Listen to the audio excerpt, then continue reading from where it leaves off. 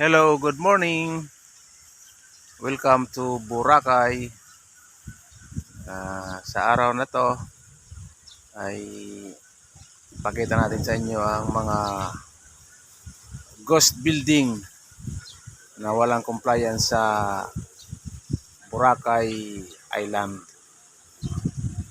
DENR, yung mga pinasara ng DENR dahil wala silang mga kaukulang compliance sa gobyerno. So parang ganito, ano, Boracay Beach Resort, daming nasayang na ari-arian, no? Walang mga tao, pinasara. Ayan. Nawala ng saysay ang ganda ng beach resort na to. Ayan.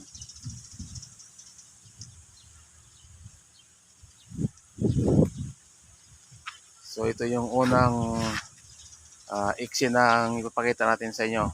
Ayan na. Cove Boracay Beach Resort. Dito ito sa parte ng east ng isla ng Boracay. Ayan, no? Ang ganda ba naman ng beach na yan. So ayan. So, ang kapaligiran dito nagmisto lang, walang maintenance kasi napuno na ng mga basura dito sa Bulabog Beach, east part ng Boracay Island.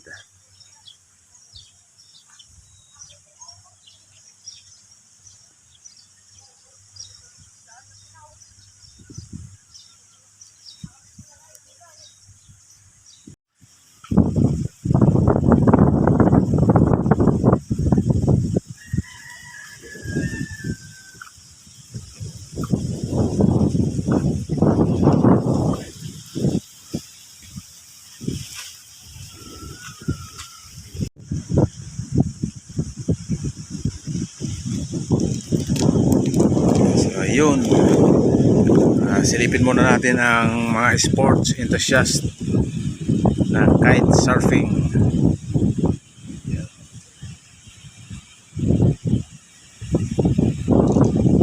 Okay.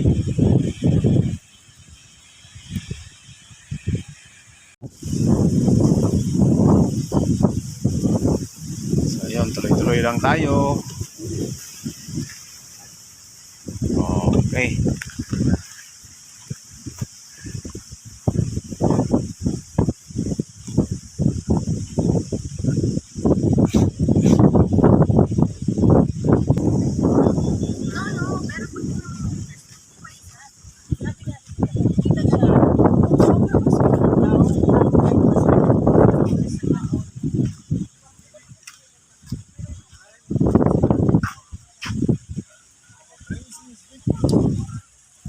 Okay, oh.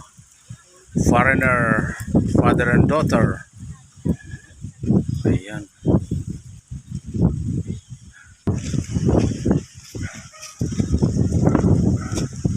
So, ayun, oh. Ito naman yung mga local tourists from the Philippines. Hello. Oh, ayun.